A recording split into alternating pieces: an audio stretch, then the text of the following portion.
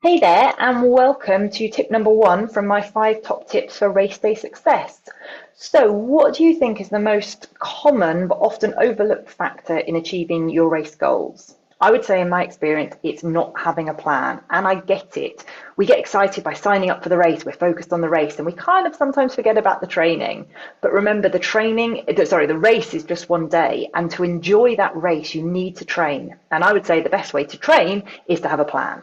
So, some of the things that your training plan should include, it needs to start from where you are now. So, you need to look at that first week or so of the training plan and make sure it's not a big jump up from where you are now. And if it is, you need to have a plan to get up to that point. You need to start from where you are, and then it needs to progress your training steadily, week by week, with some rest weeks as well, up to meet the demands of the race on the day and with some taper time before, so you go into the race fresh. It needs to be based on a realistic understanding of how much training you can fit in. So don't sign up for a plan that does way more training than you could do because you think you should or because your friend did that much training. It needs to be based on what you can do and what you can recover from. It needs to include regular rest days and rest weeks, which doesn't mean you don't do any training. It just means your training tapers down a little bit. Our body recovers when we rest. We don't get fitter from training. We get fitter from recovery from training.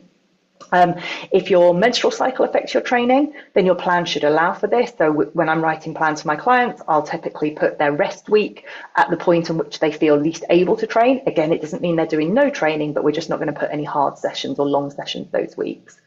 If you're menopausal or perimenopausal, you might want to add some extra rest time into the plan to allow for that increased recovery demands you might have.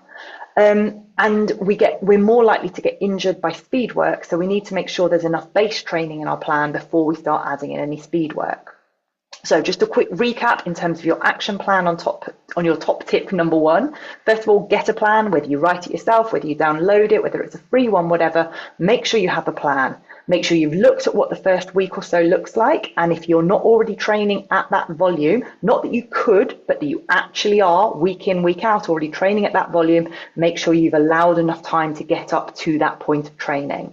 Update it for anything you need to include time that you might need off because you've got some social commitments, so you're going to miss some of your long weekend sessions, other races that you might have in there, all those things you need to update the plan to account for it.